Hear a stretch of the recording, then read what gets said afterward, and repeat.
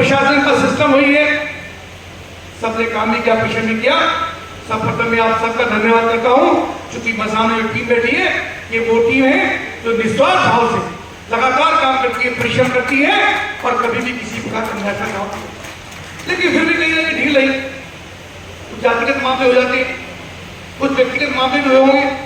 राजनीतिक क्षेत्र में काम करने के बाद चाहे संजीव आर्यन हो, कि आपके साथ विधायक के रूप में मैं हूँ, कि हमारे को अन्य प्रतिनिधि हो, मित्रों में भाषण पिछली बार भी बात नहीं करूँ। 10 काम अच्छे होते हैं, अगर 10 कार्यकर्ता दिन भर में आए, आगे तो बहुत ज्यादा है, पर मैं 10 से तुलना करूं, 10 कार्यकर्ताओं में 8 लोगों के काम होते हैं तो वो जाके चर्चा नहीं करता।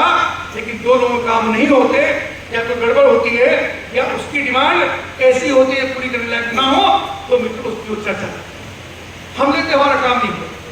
और वो निराशा का वातावरण खड़ा करता, प्रतिकूल माहौल खड़ा करता है, और जो प्रतिकूल बोलता है तो ये कार्यक्रम टीम बैठी है, उसकी जिम्मेदारी है मित्रों उसको संभालने की, उसको समझाने की, उसको बताने की। नहीं ऐसा क्योंकि जब मैं अपना पक्ष ही करता हूं, जनप्रतिनिधि के लिए बड़ा मुश्किल हो जाता, कई बार इतनी विकट परिस्थितियां आती हैं।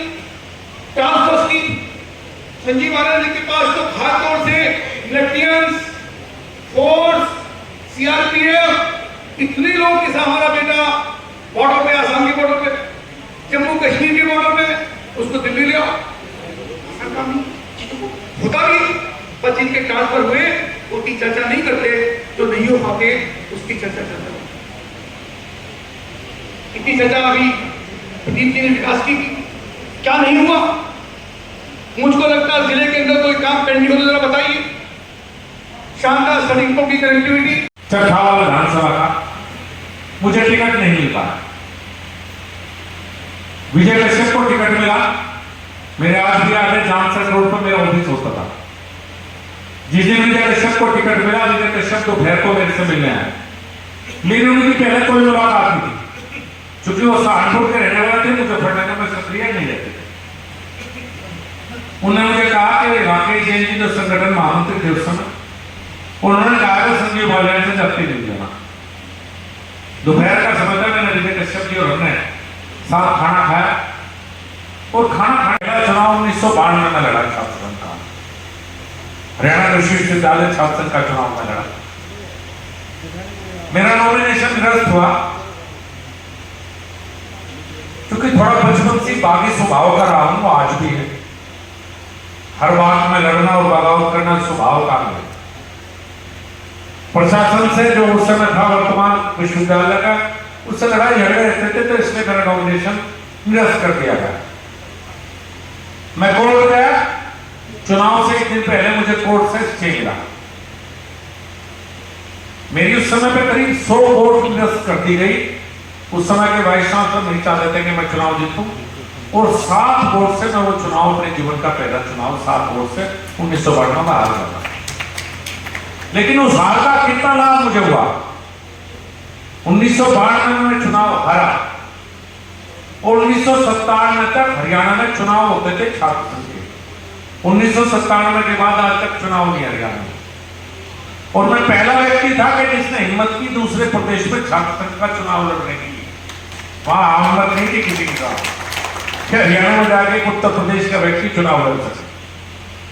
और 1997 तक इतनी ताकत वहां के छात्रों ने मुझे दी कि जिसे संजीव बालियान ने खड़ा करके वो चुनाव जीता, दूसरा कोई चुनाव नहीं जीता।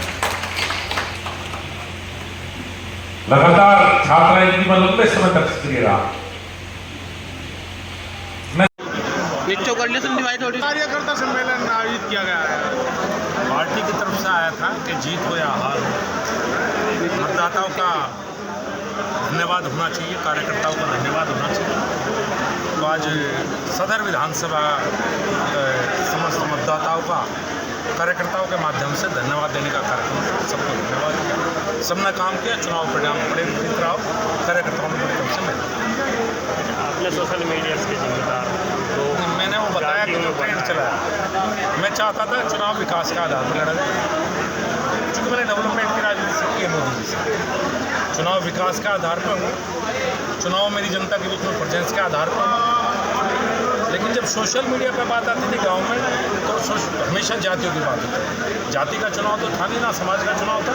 चुनाव सांसद का, देश के प्रधान सांसद को चुनेगा, देश के प्रधान को चुनेगा। लेकिन जो ट्रेंड सेट हुआ वो विकास की बात उसमें कहीं गायब होगी।